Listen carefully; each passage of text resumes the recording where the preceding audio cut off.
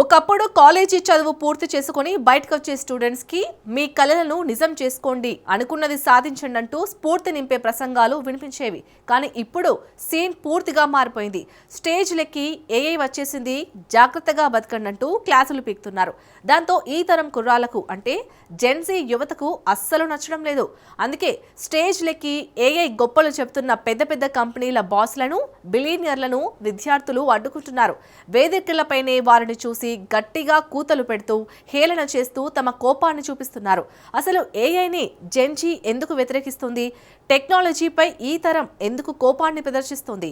New tech మానవ జీవితాలను మార్చిందా, ముంచిందా? Watch the story. ఏఐ ఎవరి భవిష్యత్తును మారుస్తోంది? టెక్ బాస్సులపై జెన్జీ తిరగబడుతున్నారా? ఏఐ విప్లవమా, యువతపై విధ్వంసమా?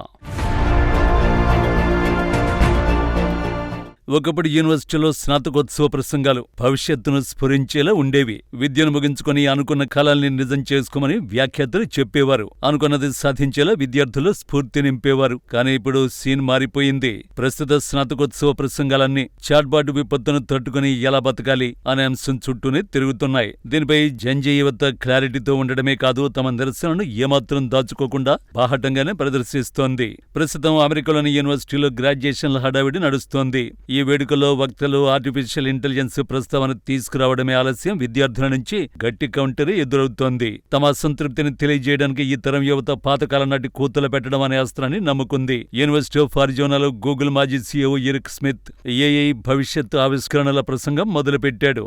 స్మిత్ కు వ్యతిరేకంగా గ్రాడ్యుయేట్లు కూతలు పెడుతూ నిరసన తెలిపారు. మిడిల్ టెనెసీ స్టేట్ యూనివర్సిటీలను ఇదే సీన్ రిపీట్ అయింది. Big machine records CEO Scott Beretta మాట్లాడుతూ ఏఐ మొత్తం పరిశ్రమల్ని మార్చేస్తోంది, మీరు దీనికి అలవాటు పడక తప్పదన్నాడు. బెరెట్టా మాట్లాడుతుండగా గ్రాడ్యుయేట్లు అడ్డుకుని హేళన చేశారు. నేను చెప్పేది వినపడుతోందని అనుకుంటున్నానని బెరెట్టా సరిపెట్టుకున్నాడు.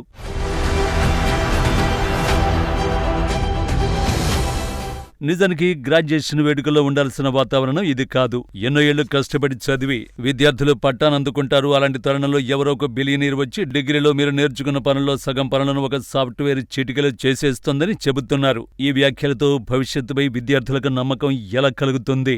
అసలు భయం, ఆందోళనంతా ఇక్కడే ఉంది. ఏఐపై వ్యతిరేకత అనేది ఎంతమాత్రం ఊహాజనిత వాదన కాదు. అది ఇప్పుడు సామాజిక తిరుగుబాటుగా, మరి ముఖ్యంగా రెండు తరాల మధ్య ఘర్షణగా మారుతోంది. గత దశాబ్ద కాలంగా సిలికాన్ వ్యాలీ ఓ గుడ్డి నమ్మకంలో బతికేస్తోంది. తాము ఏ కొత్త టెక్నాలజీ తెచ్చినా ప్రపంచం దానికి లేచి నిలబడి చప్పట్లు కొడుతోందని భ్రమపడింది. యాప్స్ వచ్చే టాక్సీ రంగాన్ని అతలకుతలం చేసే, స్ట్రీమింగ్ ప్లాట్ఫామ్లు టీవీ రంగాన్ని దెబ్బతీసే, సోషల్ మీడియా మనుషుల ఏకాగ్రతను ముక్కలు చేసింది. టెక్ దిగ్గజాలకు ఒక పదం అంటే చాలా ఇష్టం, అదే డిస్రప్షన్. తాము సృష్టించే ప్రతి గందరగోళాన్ని, ఆవిష్కరణని రంగురంగుల ప్యాకింగ్ తో మార్కెట్ చేయడం వారికి అలవాటు. కానీ ఈసారి ఏఐ వ్యవహారం అలా లేదు. ఎందుకంటే తమ స్థానాన్ని ఒక మిషన్ భర్తీ చేయడాన్ని యువత కళ్లారు చూస్తున్నారు. భవిష్యత్తులో ఏఐతో ఉద్యోగాలు మారొచ్చు అని విద్యార్థులకు ఎవరు కథలు చెప్పడం లేదు. ఎంట్రీ లెవెల్ ఉద్యోగాలు మాయమవడాన్ని వారు కళ్ల ముందే చూస్తున్నారు. జూనియర్ కోడింగ్ ఉద్యోగాలు తగ్గుతున్నాయి.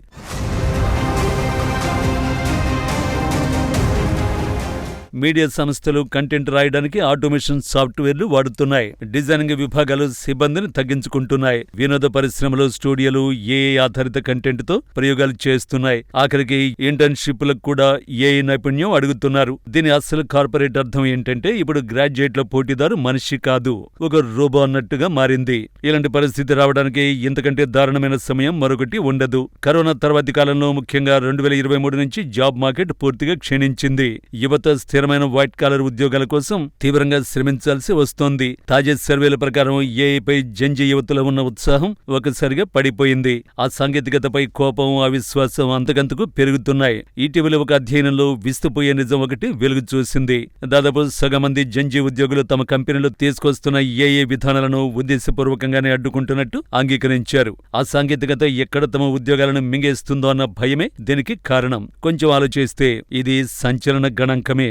ఆధునిక చరిత్రలోని అత్యంత ఖరీదైన ఓ సాంకేతిక విప్లవాన్ని సృష్టిస్తుంటే మీ కంపెనీలోని యువ ఉద్యోగులు మాత్రం ఆ టెక్నాలజీని ఆఫీస్కి సోకిన ఒక వైరస్ లా చూస్తున్నారు. గుట్టుగా దాన్ని తుడిచిపెట్టేందుకు జెన్జీ యత్నిస్తున్నారు.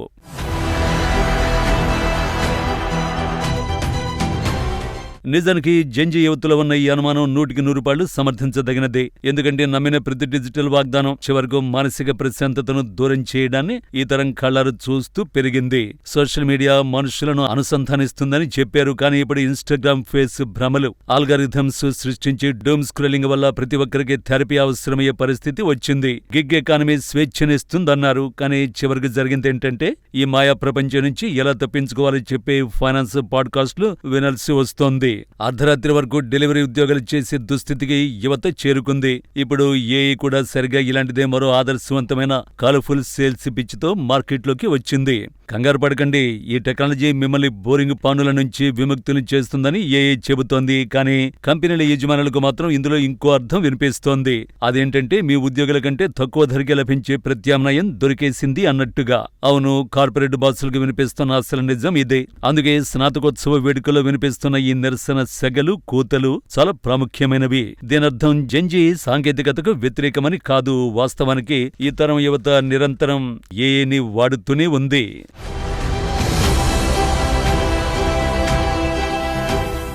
ఇప్పటికే చాలా మంది విద్యార్థులు చదువుకోవడానికి, కొత్త ఆలోచనలకు, కోడింగ్ రాయడానికి, ఉద్యోగాలకు దరఖాస్తు చేసుకోవడానికి ఏఐ పైనే ఆధారపడుతున్నారు. అయితే అది పూర్తిగా వేరే చర్చే. కానీ ఇక్కడ అసలు పాయింట్ ఏంటంటే సమస్యల నమ్మకం దగ్గరే వస్తోంది.